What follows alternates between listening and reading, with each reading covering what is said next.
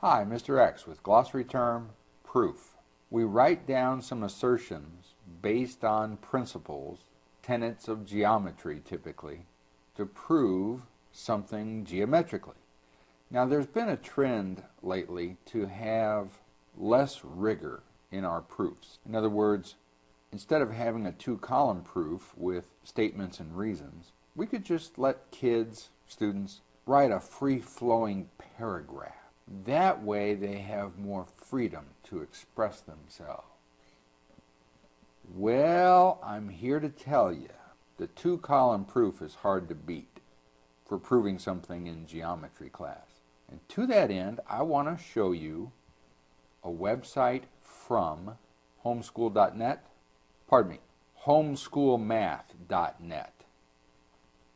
And it's an example of a two-column proof versus a paragraph proof.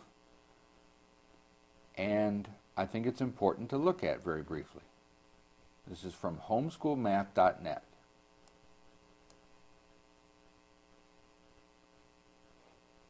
The two-column proof is not the only kind of proof there is.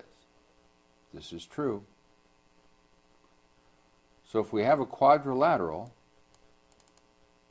and the diagonals bisect each other, then the quadrilateral must be a parallelogram. We could prove that. Here's a description of the thought process.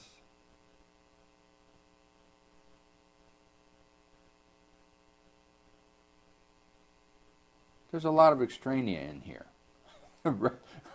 rather like some of my presentations.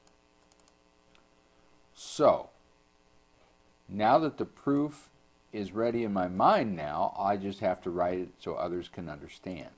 Okay. Here's the proof in paragraph form. We need a picture. Of course we have a picture. And this is reasonable. This is a very reasonable approach, but it's not quite so rigorous. Better to have this. This is far more technical and appropriate.